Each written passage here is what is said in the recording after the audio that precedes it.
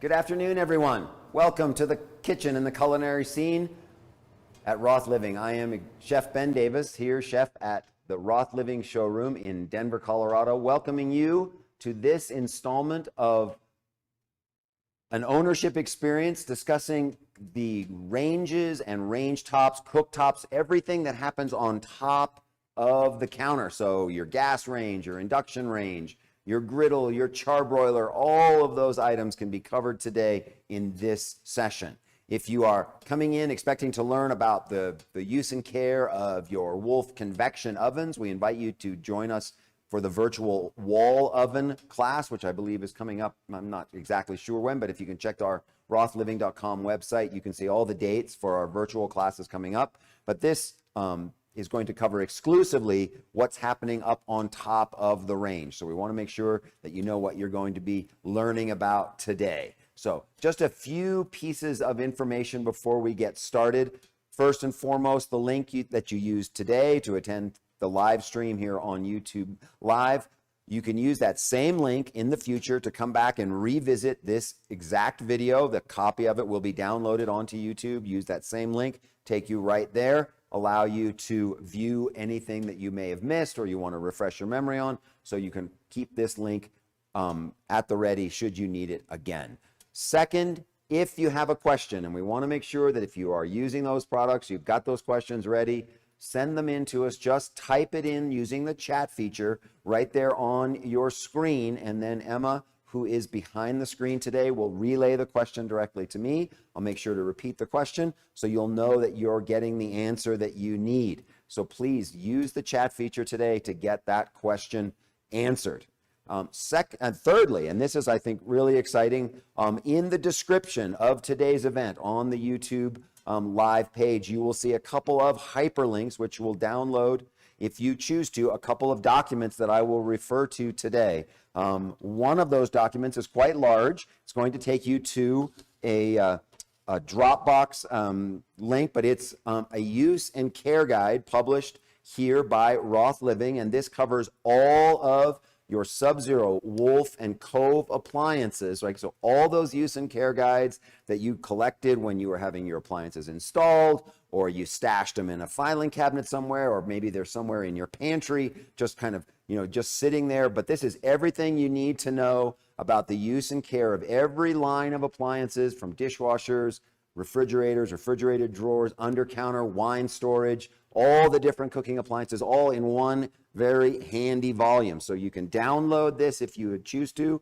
or you can just view it there on Dropbox, but I would encourage you to do so. It keeps everything nice and tidy. So go ahead, and we just reissued this with some updates for all the new appliances that are coming out. So if you have our new coffee maker coming, something like that, that's all in here as well. So definitely make yourself available to this. And then the next document is something that our chef in Minnesota put together for us. Chef Mike Shannon put this together for us. It is a chart for those of you who own the infrared griddle on either your dual fuel, all gas range, or perhaps your sealed burner range top with one of the infrared griddles.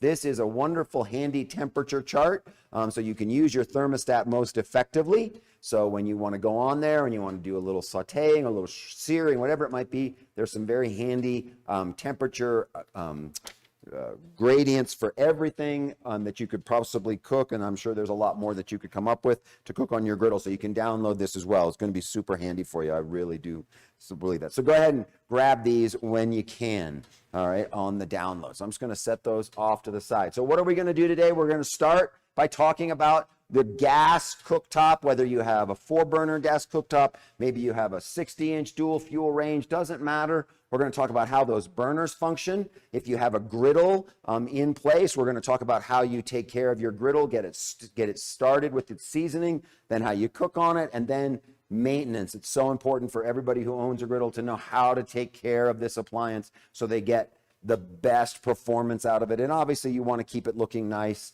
and all of those things. So we want to make sure we cover that. So we'll cover everything about the gas cooktops so you'll understand how to work on that. And then when we're done with that, we're going to transition and talk about induction. So if you do have an induction range or an induction cooktop, we can talk about how you can most accurately know how the heat is being graded on the different controls and how the different burners function, and all of that. So make sure you have that. And what I'll do is I'll start, do the use part, and then I'll finish with the care part of gas, and then we'll do everything on induction. So if you don't own induction and you're done with the gas, you don't have to hang around, right? Because I'm not going to be able to feed you because you're all out there in internet land. All right, so let's talk about a Wolf gas cooktop, gas range top, gas range, dual fuel range, whatever it is. We're going to talk about how those burners work and how they function, right? If many of you have a range that looks very similar to the one that I have in front of me, which is, this is a 48-inch dual fuel range with a double griddle, right? If you have this sort of configuration, regardless of whether you have a griddle or whether you don't, but you have a certain number of this style of burners, I want you to imagine yourself standing at this range right now. And when you're there, you're going to know that this burner down here on your lower left, the burner in the lower left-hand corner, right, for anything that looks like this is going to be the most powerful burner on your range, right? It's going to be your big 20,000 BTU burner. That's where you want to do your boiling of water, or you're going to do some frying or wok cooking, whatever you want to do. That's where you're going to be, is right there, right? So that's going to be that burner. As you move around in a counterclockwise direction on any range top like this, the burner directly adjacent to that burner is always going to be 18,000 BTUs, regardless of whether there's a griddle in between it or not. If they're just side by side on a 30-inch, then it's going to be 18,000.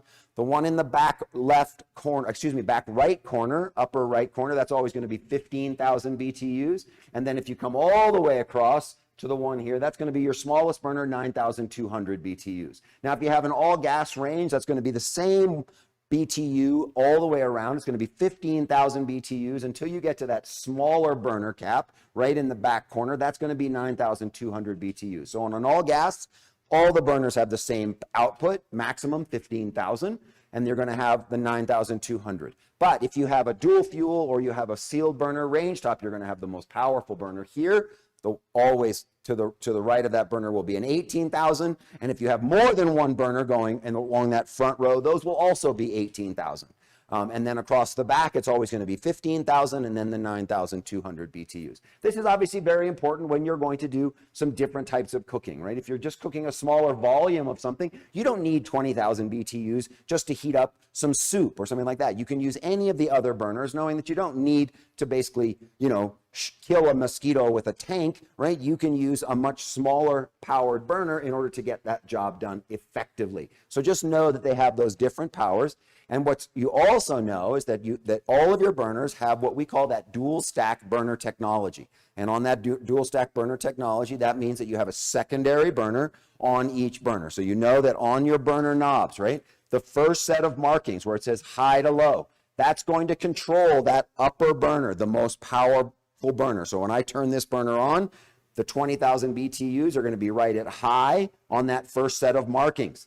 Then as I turn it down incrementally, that is going to decrease until I hit low right here. But what I want you to start doing is start thinking in terms of low on that first set of markings, essentially being what you might think of as medium, right? Now you're going to say, well, I can barely see the flame when I turn it down that low. How can that be medium? Well, just remember how efficient these burners are and how much heat they actually generate. So you don't really need that much heat if you are just doing a very easy, simple, you're not searing something, you're not going for that real high heat, aggressive cooking. You can go much lower than that, but I want you to think of that as low, because if you redepress the knob and keep turning it, you're going to see that secondary set of markings, and that's going to control the secondary burner, the simmer burner, if you will, right? Completely separate system underneath the primary burner. Now you can go from what essentially is medium all the way down to simmer. So if you kind of divide the entire knob into,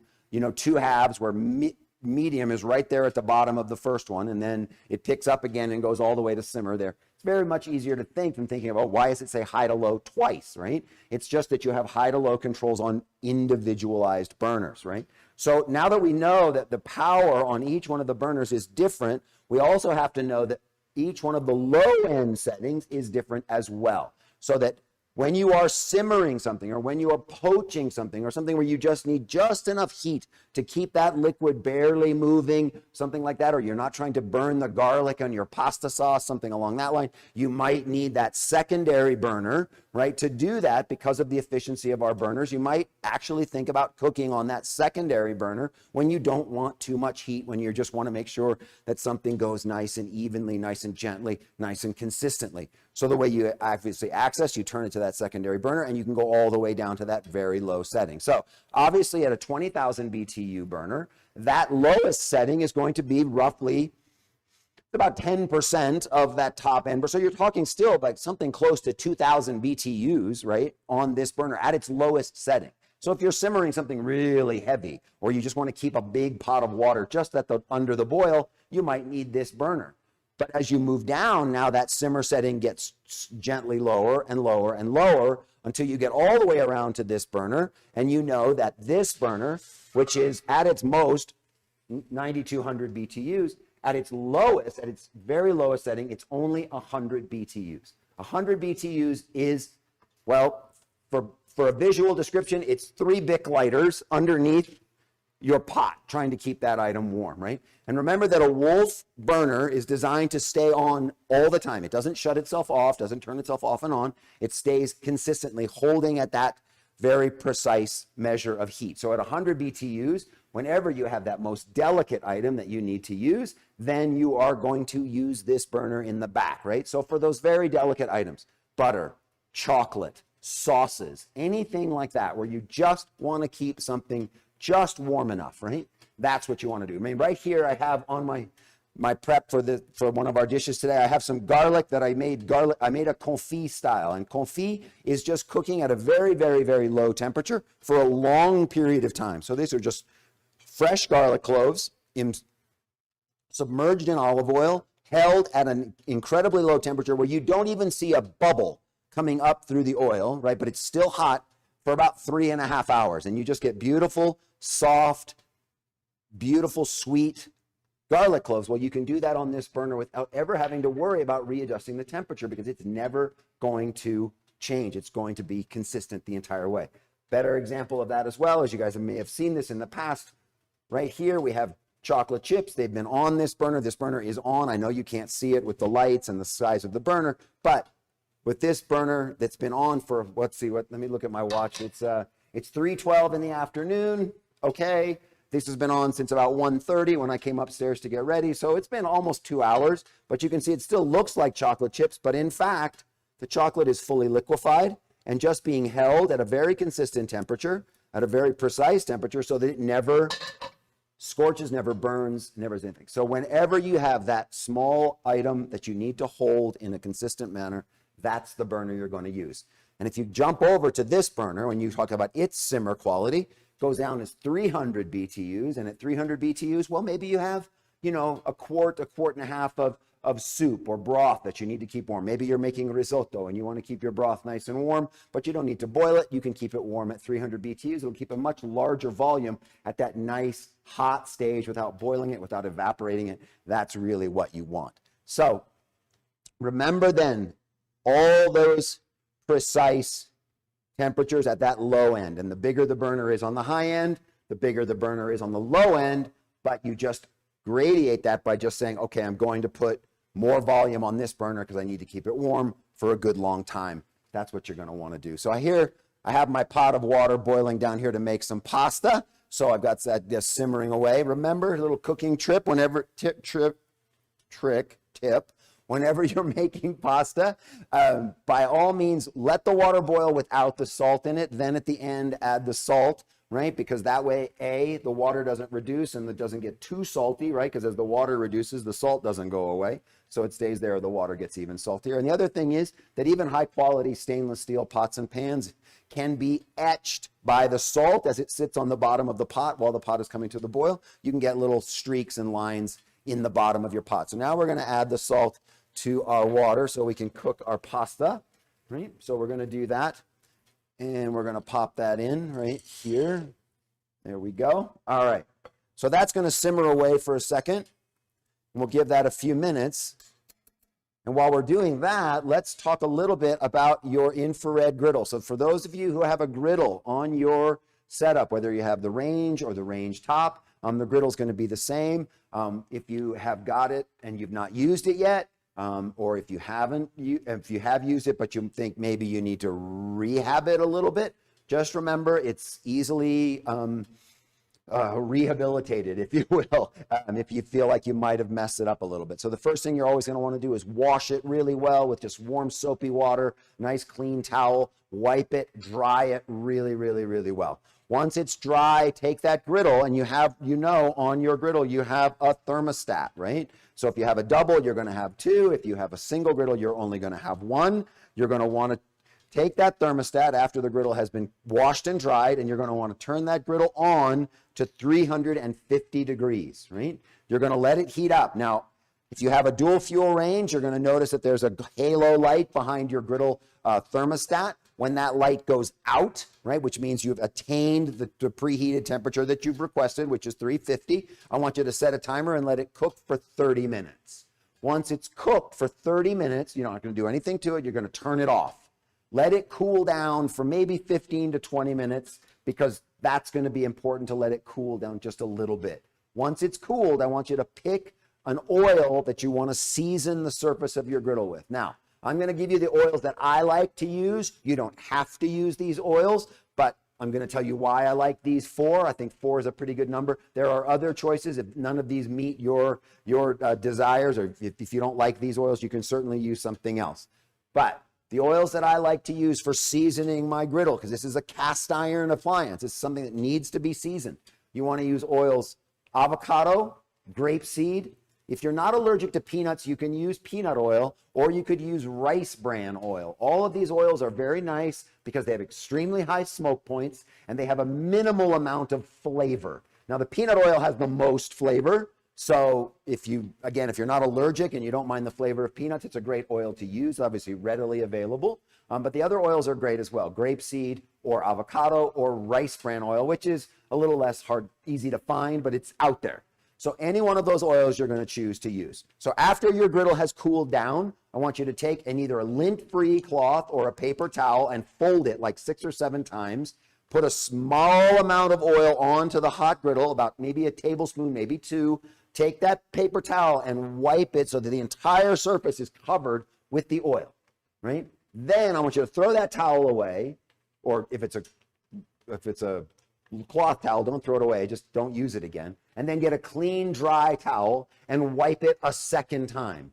The goal here, right, and you can't physically do this, but your goal is to lay a single molecule of oil across the entirety of the surface of the griddle. Once you've wiped it down that second time, I want you to turn it back on to 350 degrees. Let it cook literally until it smokes. So not just a little smoke in one corner or this corner, the whole thing needs to be smoking. And once it smokes, I want you to make sure that you let it smoke for about 3 or 4 minutes. Let it cook that oil onto the surface. What you're doing, because you've taken that oil beyond its smoke point, you have polymerized that oil. So now it's making a hard coat on your griddle and it's building up that non-stick quality. Right? That's what you're looking for, is a non-stick cast iron surface, just like your grandmother's old cast iron skillet. That's exactly what you're looking for. You should be able to see your reflection in it when it's really, really good. So that process, again, once it's smoked, give it 3 or 4 minutes, then turn it off, let it cool down. Now you've essentially put that first coat of paint down on the surface of the griddle. If you can repeat the second half of that process, the oil, wipe it down, smoke process, 4 or 5 more times before you actually use the griddle, you're going to have a beautifully seasoned, hard surface, non-stick surface on your griddle. And that's the way to go. So again, before you use it, if you can season it a few times, you're going to be in good shape. I'm going to show you how to clean it in a second after I finish using it. So I've got my griddle. Now I've split it in half. I've turned on the half here on my right, and this half is actually off, but this half is set to 425 degrees because we're going to sear a few shrimp here to put into our pasta dish. So I've got my shrimp that are just lightly marinated. And I'm going to lay those down here. And we're going to put those on. And remember that your griddle is controlled by a thermostat that runs the length of the griddle. It's underneath it. It's about, I'd say between 12 and 14 inches long. It runs in the metal surface underneath the top. So when we're talking about the temperature of the griddle, we're actually talking about the temperature of the metal. So remember that as you set your temperature you set your griddle on a particular temperature, it will never exceed that temperature. It will constantly recover to that temperature should it fall below it, but it's never going to exceed it. So you're not going to have to worry that, I'm going to burn something if it gets too hot because it's going to kind of creep up. It's not going to happen to you. So just remember that when you set it, it will always recover to that temperature, and you don't need to kind of fiddle with the thermostat while you're cooking. Obviously, if it's burning really badly and maybe you have it a little too hot, then maybe you should. But in this case, we just let them cook evenly on the surface, right? Now you notice I didn't put any oil on the griddle because I had put a little oil on my shrimp marinade.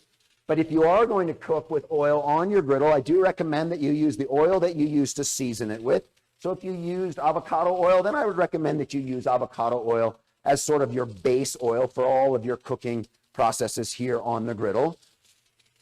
What else can you use? Well, you can use any form of an animal fat. So if you'd like to cook with some bacon fat, or maybe you like a little rendered duck fat, beef tallow, chicken schmaltz, all of those things, perfectly fine on your griddle. Not going to do any damage to that beautiful non-stick surface that you've built up.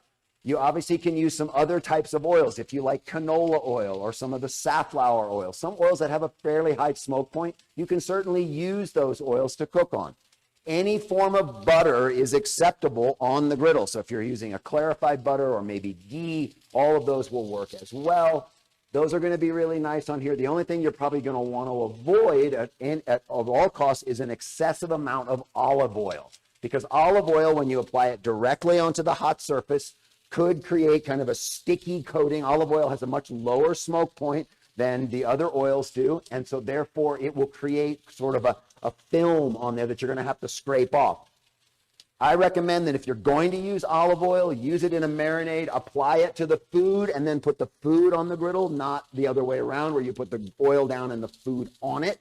Put the oil on the food. That'll reduce the amount of oil, and then when it goes onto the griddle, it won't create that sticky film on your griddle, all right? So just keep that in mind when you're using it. It's okay to have, oiled with olive oil, and then you apply to the griddle. Just don't put the oil itself on the griddle, right? So one of the things you can notice when you're using the griddle is that you're going to get a very even sear. Look how nicely that shrimp is searing up beautifully. We're getting some nice color on all the bottoms of our shrimp, right? And they won't stick. So one of the things it's good to have for your griddle is to get yourself, we call this a bench knife or a dough separator, whatever it is. It's very nice. You can use it for turning things, or you can use obviously any metal or silicone spatula.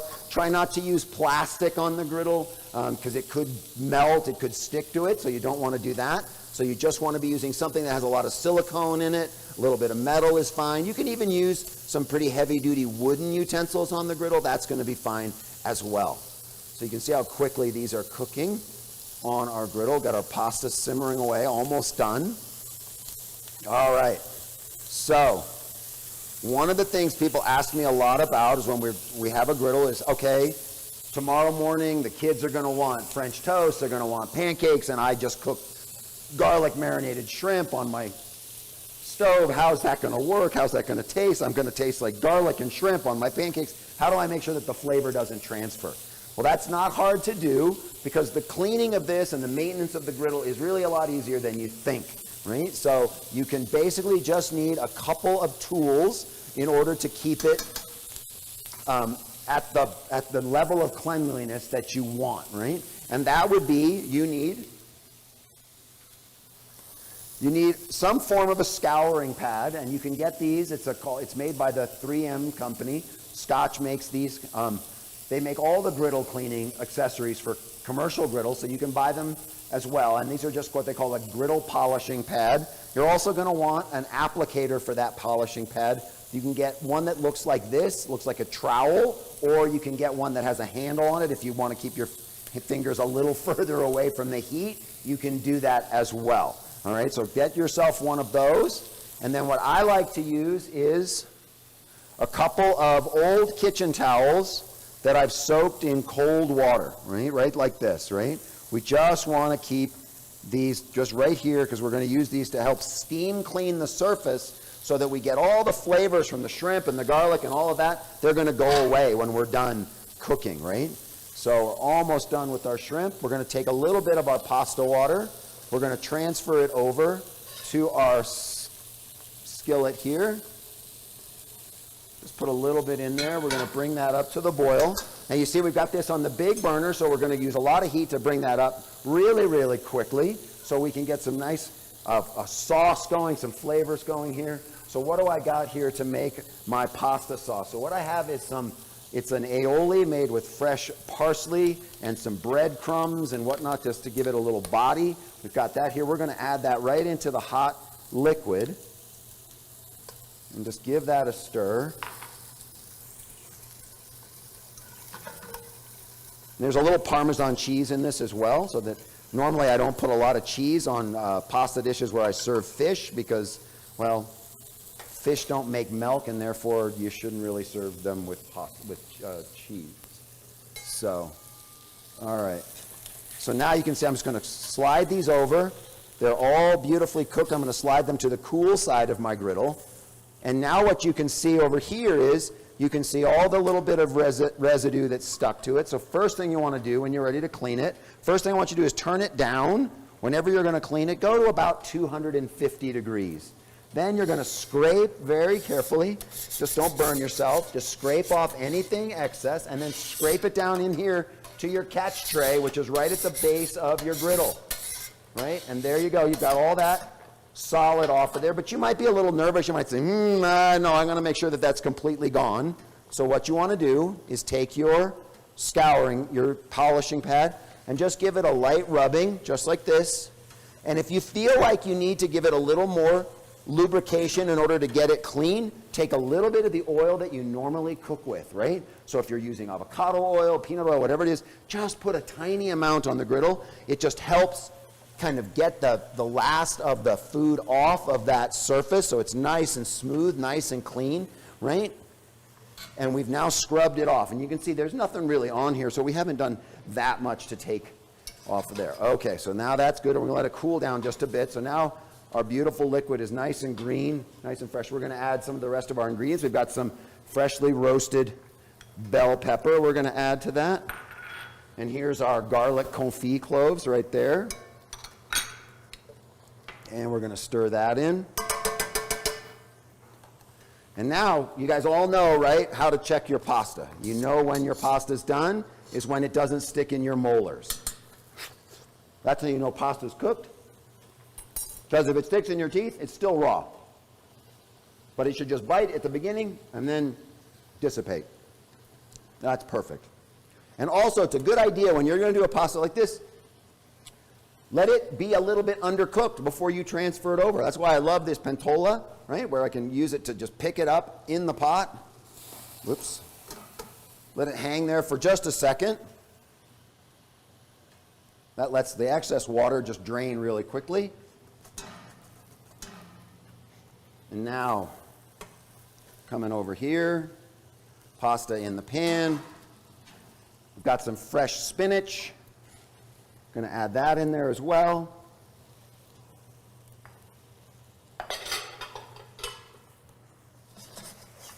And all the while, we've been simmering away beautifully using our big burner here, right? Because we want to keep it nice and hot.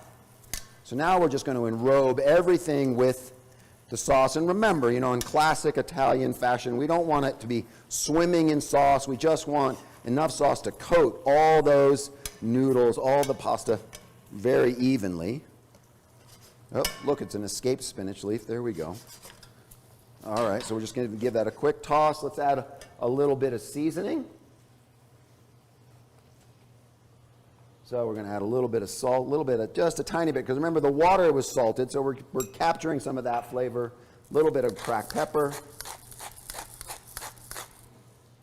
Beautiful. All right. Burner's off. There we go. And so here we've got our beautiful bowls of pasta.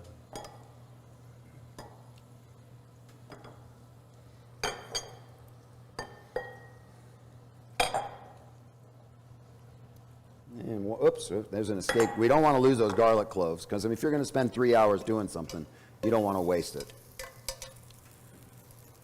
Perfect. All right. So we've got that, and now we've got our shrimp that can go on there. So 2, 4, 2, and 4.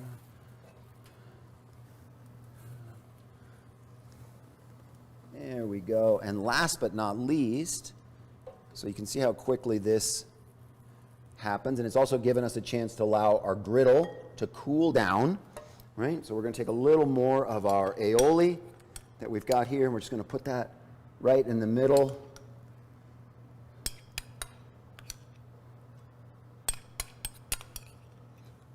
There we go, right? So very simple, quick, using all of our facilities here. Beautiful pasta to go right there. Now, back to cleaning the griddle, right? We've scraped it down, we've used our polishing cloth, but we still want to take it that next level so that we make sure that it's perfectly clean so that tomorrow when we make our pancakes, there is no fear whatsoever of getting shrimpy pancakes. So here we go.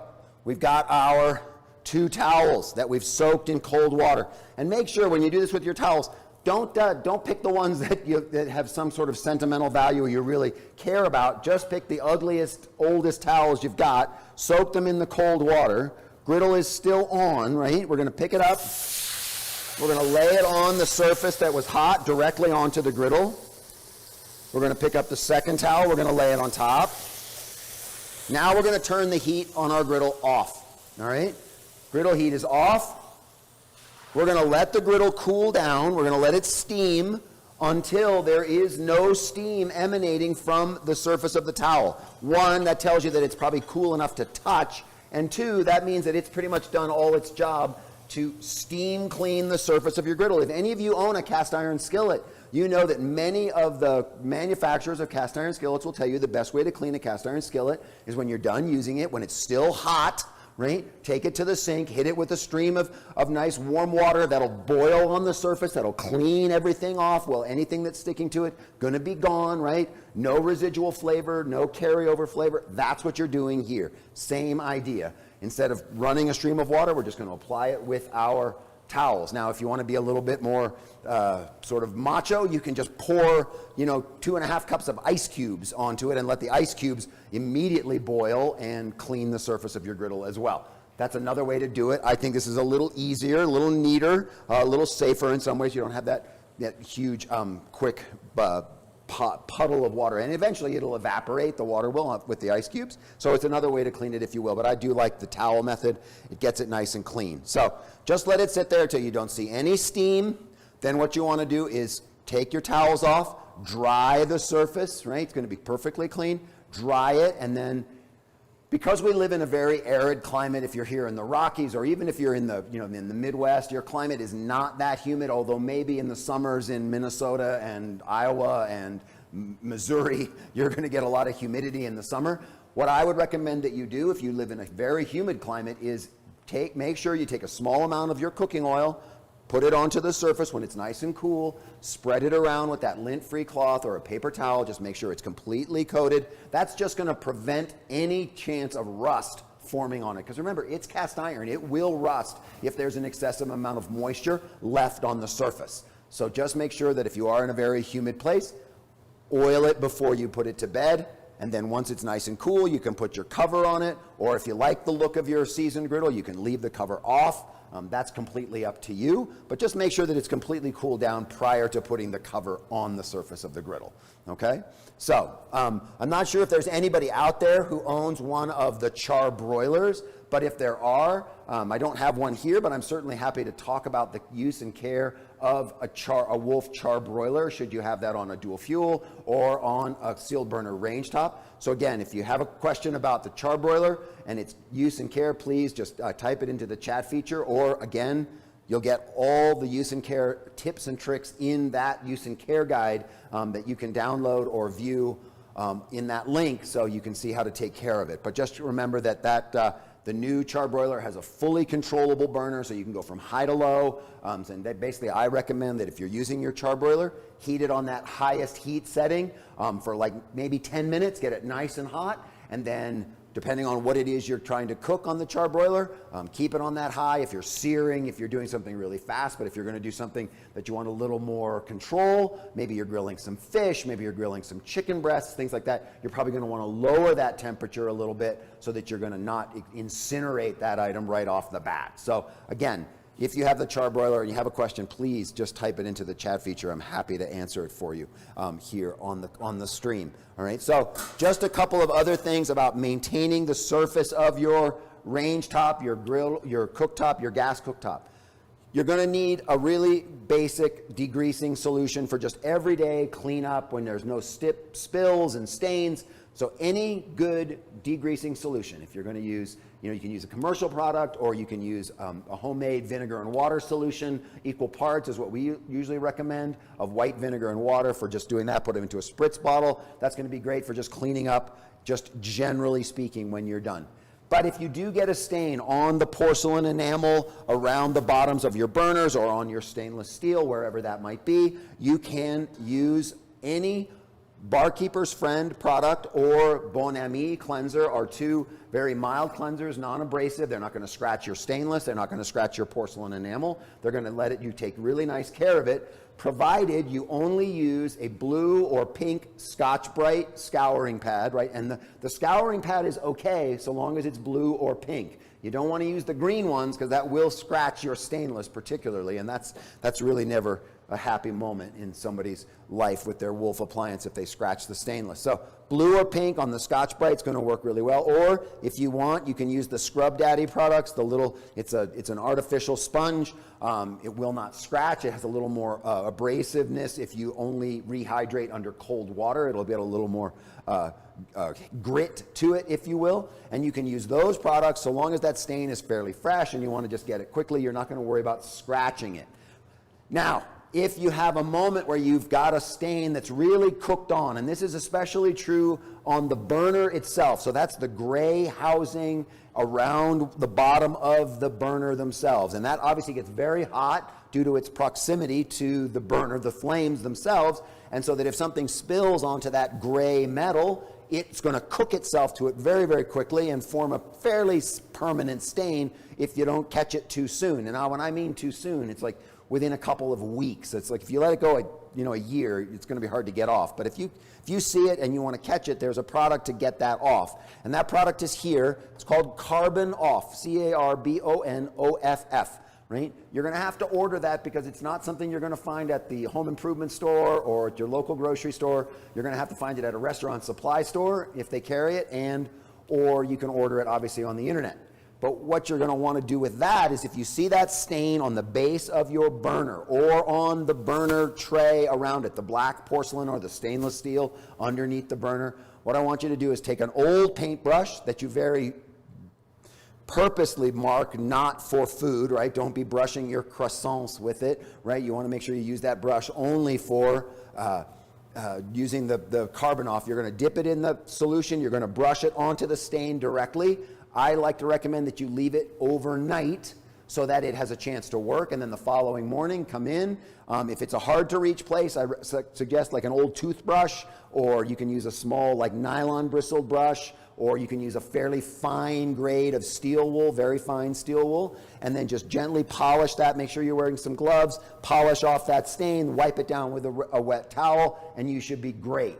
There may be a shadow of the stain, but it's not going to be something that you're going to notice right in the, every time you look at it. So it's a great way for cleaning all of those burners, get those stains off of it so they're looking brand new. It's safe on all the metal surfaces, so it's not going to ruin your porcelain enamel. It's not going to hurt your stainless. None of that's going to happen.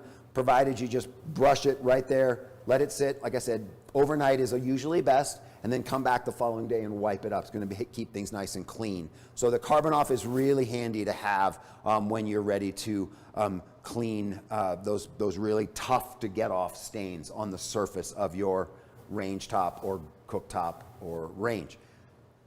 For the fronts of your ranges and the stainless, if you want to just polish it, it seems everybody kind of looks at me funny when I recommend that we use that Pledge product. Everybody thinks that's just for your wood furniture and things like that, but it's called enhancing polish. And if you spray that polish directly onto a microfiber cloth, you can wipe down the front of your range, all the stainless, the knobs, the touch screens, all of it, without having to use a separate product for glass or a separate product for the stainless. I'm not a big fan of stainless steel polish. I feel like it leaves a residue, kind of an oily residue on the surface of my stainless. I don't like that. I don't like the feel of it. I don't like the fingerprints that it leaves. So I always use the enhancing polish because it really does make a difference in terms of getting rid of fingerprints, and you can wipe it all at once. You can just, all the stainless right onto the glass, onto the touchscreen. So it's really handy for the fronts, the surface of your stainless, all of those things. For the rest of the cleaning on your grates, your burner caps, all of those things, warm soapy water in the sink. That's the only way you're going to want to clean those products, is by just taking them to the sink and washing them with warm soapy water. That's going to be what you want to do, right? So now you see it's nice and dry. This side is not as dry because I didn't steam that, but I'm just going to wipe it down, right? And then once it's completely cooled, it's still a little bit warm now, I'm going to come back and I'm going to add that little layer of oil onto the surface, and then my griddle is good to go again, all right? So, but one more thing just about your burners, right? When you're going to remove these grates, there's two things I want you to remember when you're using your your range top or your gas cooktops particularly. First is this. Whenever you are going to ignite a surface burner, whether it's a griddle, whether it's a burner, whether it's a charbroiler, it doesn't matter, whatever it is, I want you to get in the habit of turning on your ventilation system 5 minutes prior to igniting that burner. And the reason is this, is that your kitchen, when you step into it first thing in the morning, is a static box of air. The air is just sitting there. It doesn't matter if the furnace is blowing or you've got the window open or the air conditioning is running in the summer. It doesn't matter. The air in your kitchen is simply sitting there. So the minute I introduce combustion, and we've obviously heard a lot about this lately, right? We heard all about gas combustion and how it's killing us or whatever, right? Not that I believe that, but anyway. So I want you to turn your ventilation system on so that you start moving the air in the direction in your kitchen that you want it to go. Not where it wants to go, where you want it to go. You want it to go out. And you want it to take its grease and its food particles with it. So turn your ventilation system on 5 minutes prior. Turn it on low. It does not need to be on the highest setting. Just turn it on the lowest setting. Get that air moving. Get it started up the flue. So the minute you introduce combustion into that environment, that's where it's going. It's not going over there. It's not going on the dog. It's not going on the kitchen table. It's going where you want it, right? So just turn it on 5 minutes prior, all right? That's all you need to remember before you introduce combustion. Now, this is not as true for induction because obviously there is no combustion in induction. However, if you're going to fry something on induction, you probably want to have your ventilation system on, right? Because you're going to aerosolize that grease and it's going to go wherever it wants unless you tell it to go up the flue, all right? So that's one. The second thing is, for those of you who own a gas cooktop, range, whatever it is, when you take your grates off to be washed, right, because these are just going to go into the sink, soapy water, maybe a nylon brush just to wash it. I want you to wait till it's completely cooled down. Don't lift it off while it's hot, right? And then I want you to grip it firmly in the middle of the grate, lift it straight up and take it away, right? Don't grip it and then pull it this way, because if you bang it into your bullnose on the front of your range, you're going to leave a big old mark. And you guys all know that stainless steel is like diamond. I mean, it's forever. Scratches in stainless steel, they are forever. They don't go away. You can't buff it out. You can't do anything about it. So just pick it straight up, right to the sink, warm soapy water. Same with your burner caps, just in the sink. No dishwashers. You don't need that. If they get really dirty, you can use the barkeeper's friend on there, no problem. All right, so all of that was a great way to maintain everything looking super nice on the surface of your range, your range top, your cooktop. And just remember, now for those of you who own a different style than this, right, you can certainly consult your use and care guide for your burner output in terms of the maximum BTUs for a particular burner on your range or your or your cooktop. If you have a contemporary style which was built flush with your countertop, just know that that center burner is 20,000 BTUs as well, and then you have two 12s and two 9.2s on that one, just so you know. That's the only one I can remember right off the top of my head, but they all are going to have a mix except for an all gas range. All right, so Emma, doesn't look like we have any questions yet about gas, so we're going to swing over. We're going to talk about induction for those of you who own an induction range or an induction cooktop, so we can get cooking on those, right? All right, so here we have our 30-inch induction cooktop, right?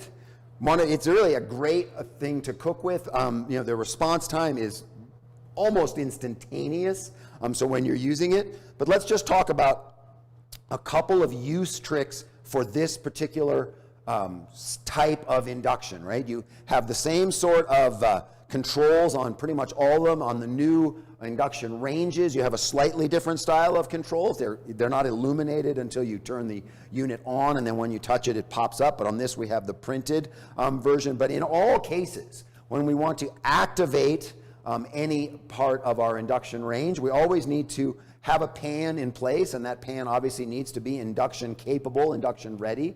Obviously very important with induction.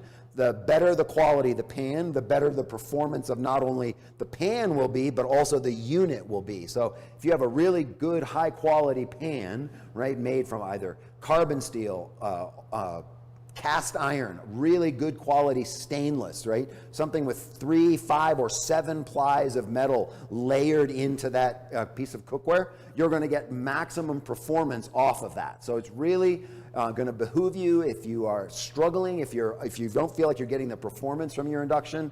It's very likely that it could either be the pan and is not really a fully capable induction pan. Unfortunately, there are some unscrupulous companies out there that basically say it's induction ready, but basically the induction ready part is about the size of a silver dollar, and the rest of it is just aluminum. So of course that middle part's going to heat up, but the rest of it's not going to transfer the heat as effectively. So it's a really good idea on induction to make sure that you invest in a good quality cookware. There's lots of brands out there that you can to look at, and just make sure that it just says completely induction ready, and you'll know. I mean, if it tells you it's all aluminum construction, you want to walk away.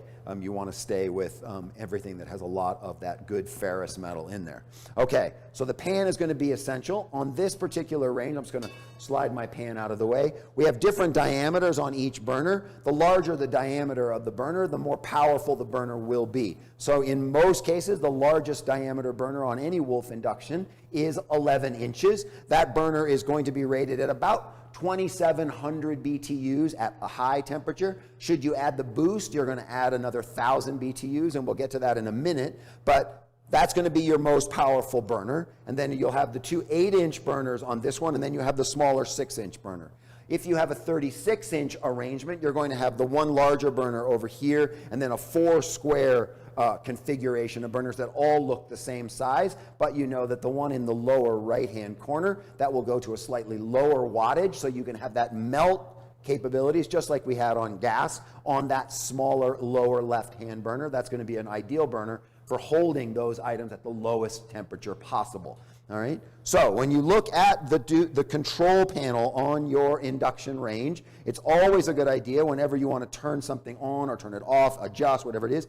I always like to come at it from below with my finger. Instead of coming straight down, I always come from below. So my finger runs across the printed item to just above it, because that's where the contact point is just a little bit above those printed letters and symbols. So once you get that, you're going to have good flush contact. So you're going to make sure that your burner is going to turn on appropriately.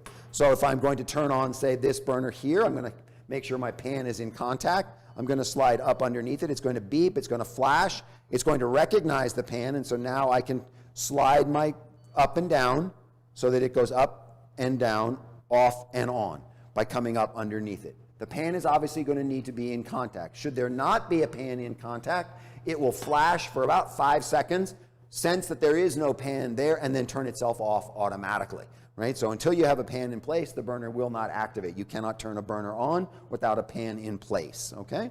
So, again, biggest one here, all the sizes there, but each one of these controls is basically calibrated the same way, and the idea behind a Wolf induction is to create the mimic of how gas heats up. If we think about gas and we think about a Wolf burner in general, we have that long slope, right? From the lowest setting, the simmer setting or the melt setting, up through medium, right? It's a very long, gradual slope, which gives us a greater amount of control over that area of cooking where we might be simmering or browning or something where we don't need all that energy. Because think about how many times you use high temperature. When you're boiling water, when you're frying, when you're stir frying or searing in a cast iron skillet. That's when you need the hottest temperature.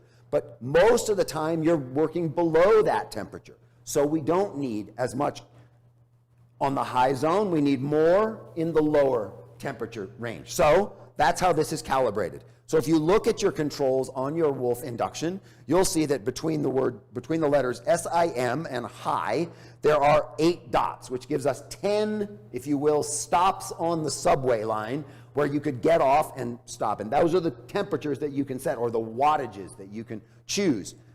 As it ramps up, it gets to medium, but it doesn't get to medium in the middle of the line. It gets to medium at number 7. So if you count from simmer over to number 7, right, that's medium.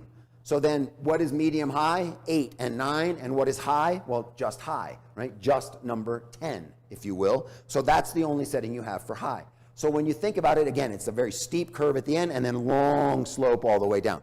Again, it's to mimic that temperatures that we get on gas. That's what's really important. So remember that as you're heating up, right, you don't need as much power, because if you have a good quality, like this is a carbon steel pan, if you have a really good quality skillet, whether it's cast iron, carbon steel, really good stainless, a La Creuset, enamelware, things like that, right? You don't need high heat to just get your pan hot, because remember, induction is much more efficient at transferring energy to the pan than gas is. You lose a little in translation in gas. You don't lose in induction because it's sitting directly on the burner, and so long as the burner is approximately the same diameter as the base of my pan, I'm going to get almost 100% of the energy coming up through that pan, so I don't need as much heat to heat it up, all right? So they all have the same scale on there, except that only this burner down here goes a little bit lower at the end, right? Starts out at a lower setting.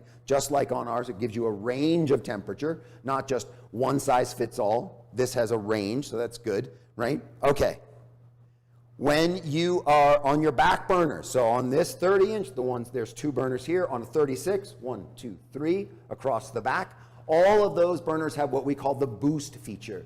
The boost feature is a feature that allows the unit to shunt an extra amount of energy from the rest of the unit to a particular burner for a prescribed period of time. So if you need a little extra power, right, to boil the water so you can get your pasta cooked quickly, or whatever it might be, you can boost. That boost feature adds 1,000 watts of energy. So in this case, on the large 11-inch burner, I'm going to go from 27 to 3,700 watts. That's going to last for 15 minutes, and then it's automatically going to turn itself off.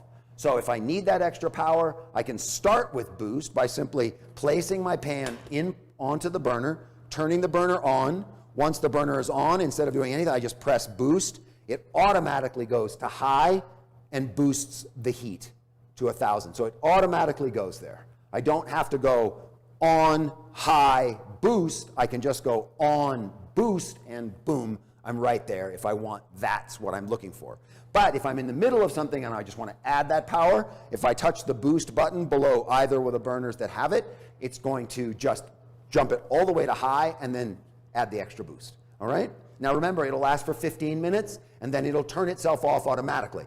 Now that doesn't mean that you can't boost 2 times in a row. You can, but that's up to you. So just remember that once after 15 minutes, it will automatically turn itself off. But also remember that if I'm using all 4 burners simultaneously and I choose to boost this burner by itself, these 3 burners will correspondingly drop in wattage because there's a finite amount of power in the unit, And if all 4 burners are being used simultaneously, it's maxed out. It's going to shunt that power from these burners to this burner so that I can have the boost that I want there. So just remember, if you're using all 4 and you boost one, these are all going to drop accordingly until you turn the boost off, in which case the power will be pushed back to those burners and they'll return to their original state. Okay? So just keep that in mind when you're boosting. So I'm going to turn this burner on. Going to slide it up. I'm not going to go all the way to high here. I'm going to go to about medium high, and I'm going to start my dessert. So I've got some unsalted butter here that we're going to add to the pan. And you can see it's already pretty hot. Now just remember that with induction, it's almost instantaneous, the heat transfer. You don't have to wait, right? You can just, it's literally almost, so you don't want to like put the pan on the burner, walk in, take a phone call, 3 minutes later you're going to come back and your pan's going to be almost molten. That's how hot it's going to get very quickly. So you don't want to, take for granted how quickly these heat up, particularly when you have a pan much like I have here, this carbon steel, that heats up very, very, very quickly, very efficient heat transfer. And so if we have that, we do not want to kind of leave it unattended for too long, because then we're going to end up with a mess on the range. Okay, there we go, got it there. Now when you're talking about matching pan sizes to the burners, right, just remember that the most efficient way is to match the diameter of the base of your pan to the diameter of the burner. However, if you have a larger pan and you have to put it on a smaller burner, that's going to be fine if you have a really good quality pan, because it's going to transfer the heat outwardly from the burner itself. So if the burner diameter is simply here in the middle of the pan, that heat in a good pan is going to transfer outwardly so that we can get an even, consistent heat throughout the pan. However, if I have a small pan and I place it on a larger burner, the advantage of that, I'm not sure it's an advantage or a disadvantage, but it's only going to heat the base of the pan. So you're not really wasting energy here, but it's always a good idea to try to get as close as possible to the diameter of the base of the pan to the diameter of the burner. If you can do that, you're going to be much happier in the long run, because A, you're not wasting heat and you're getting the most efficient heat transfer. That's what's really going to be important. All right, so here we are. We're making a classic dessert here. We're just going to caramelize a little bit of brown sugar with some cinnamon and some butter. All right, so the other feature you have on this is what we call a bridge feature, and the bridge feature will work on 2 burners of the same size and the same wattage. So on this 30-inch, it's just these 2 burners here. On a 36-inch range or range top, it's going to be burner, or on a range it's going to be the outside burners. You can go across. The bridge feature allows you to control both burners simultaneously with one controller, right, so that they are synchronized, so there was always going to be the same heat on both burners. So we're going to add a little bit of our bananas here and caramelize those. I'm sure you've guessed by now we're making bananas Foster. We're coming up on Mardi Gras season. In fact, my assistant chef Gil is heading down there next week to celebrate Mardi Gras in New Orleans, so hopefully he'll be back. But anyway, so we're just going to let those go. Oh, we have a question. So do I prefer, the question is, do I prefer cooking on gas or induction? Well, I have to say, I'm a bit of a dinosaur, so I do love gas. But when we're talking about induction and we're talking about the performance that induction delivers here, we're really talking about much the same thing that we would get on gas. So in other words, high to low, up to down, control, off, on, all of those things, they are the same on induction. So like I said, if heaven forbid someday somebody decides to outlaw all gas products, I hope that never happens, am I going to be sorry to have induction? Not really. I'm going to miss my gas. There's a romanticism for me about gas. I love cooking on it. I've done it my whole career. So therefore, I would be sad to see it go. But if I'm talking about performance, comparing the apples to the orange, I'm getting very similar results using either heat source. So that does work really nicely.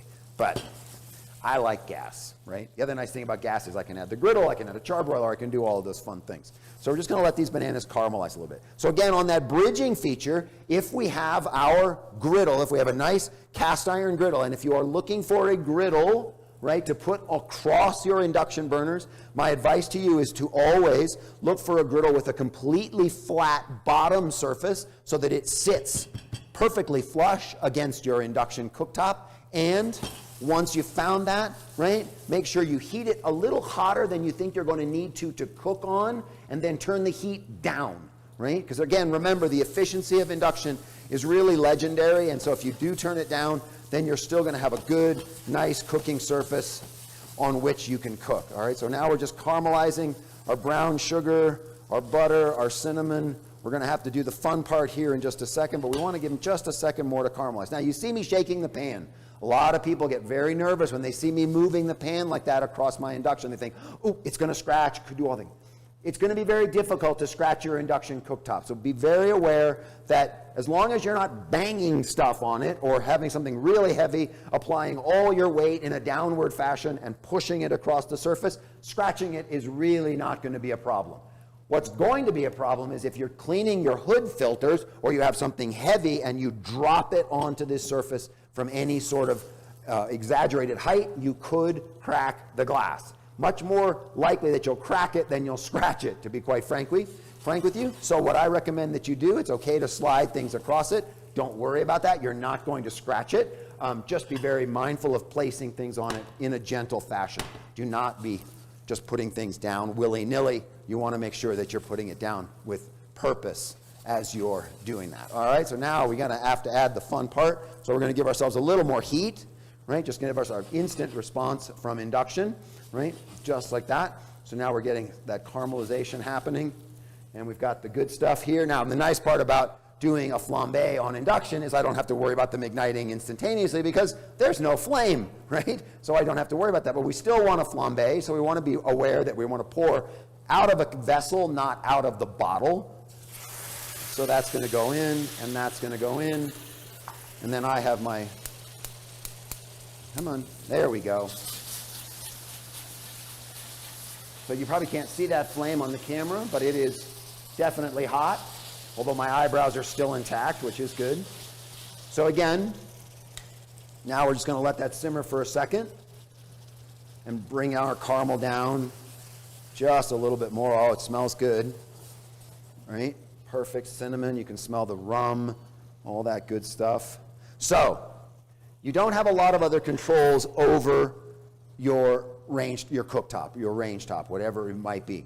But you can, if you'd like to, adjust three things on the panel. One would be the volume of the tone that it makes when you press the buttons. The second one would be the frequency, the pitch of the tone. And last, and I think this is the one that people like to know the most, is turning off that auto lock feature, where if you don't have any worries about people inadvertently turning on your range top, your cooktop, you can disable the auto lock feature so that you don't have to lock, so you don't have to unlock it every single time you want to use it. All of this is facilitated by simply waiting until you are done cooking on it, and we are just about there. In fact, we are there. So I'm just going to move it here to my gas cooktop. I'm going to turn that off, right? But when I'm ready to make those adjustments, I'm simply going to take here where the all off button is. I'm going to hold that down for 5 seconds. Everything's going to flash on my panel. What's going to illuminate is the letters VO. Those are going to be in the timer function right here at the bottom. And then there's going to be a flame somewhere along the first set of controls, and then there's going to be a dot above it on the set of controls above that. That VO stands for volume. If I want to change the volume, I simply press either the simmer or the high button to adjust the volume upwards or downwards, whichever you'd prefer. Once I've chosen my volume, simply touch the plus symbol, and that's going to move to frequency, and then again high to change frequencies. Once I've selected my frequency, touch the plus symbol one more time, and that's the LO will show up in that. If you want your auto lock feature to be disabled, in other words, you need to manually lock the control panel. You need to have the flame above the simmer setting. But if you want the auto lock feature to engage and automatically lock after 15 minutes of non-use, simply touch the high button and then the flame will appear there. Now the auto lock feature is engaged, that after 15 minutes, If you're not using it, it will lock the panel so that no one could inadvertently turn it on or off, whatever you'd prefer. Once you've set your settings the way you'd like them, simply touch all off one more time, and it's good to go. So now you can see, obviously many of you know this already, the easiest way to clean this, it is perhaps the beauty of induction above all else, is how easy it is to maintain. I'm just using an ammonia-free glass cleaner. Spray it on. It's a little bit of reflective heat there, but just take your microfiber towel and wipe down the surface so that it is clean of streaks and all of those things. Occasionally, after intense use, you may find that you have white streaks that look like they're in the glass. They're not. They're just a little bit of residual heat streaks that show up every once in a while across the surface. Just get yourself some of the glass top cleaner. There was some probably included with your kit, with your item. You can use that. You can simply buy this. It's pretty much exactly the same thing. Just use this and a microfiber cloth, or should you need to, you can use the scrubby on a blue Scotch-Brite. That's not going to scratch this. That's perfectly fine. And then just give it a mild scrubbing with those. Wipe it down with your microfiber, and you're good to go. You can, if you need to, if something really cooks itself to the surface, and this is unusual for induction, you can use your paint scraper, a razor blade, just keep it flush, and go right across if you get a really bad stain. And that's, like I said, it's highly unusual because the burners don't get that hot. It's not like a gas range where you get that really intense heat, but the reflected heat, occasionally, little sauce gets under the pot, cooks itself to the burner because of the reflected heat. Next thing you know, you need to scrape that off. Perfectly safe. Just keep it flush. You're going to be fine. Again, the most common malady that people have with induction is they drop something on it and the glass cracks. It's still glass. It can still crack. So just be very mindful as you take care of it.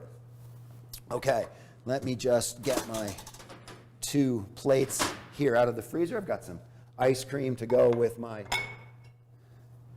bananas Foster, and we're just going to take some of those bananas and just put them here around. Just going to let them break a little bit because who doesn't love caramelized banana? Well, I don't know anybody, but we're going to put a little bit of our sauce there.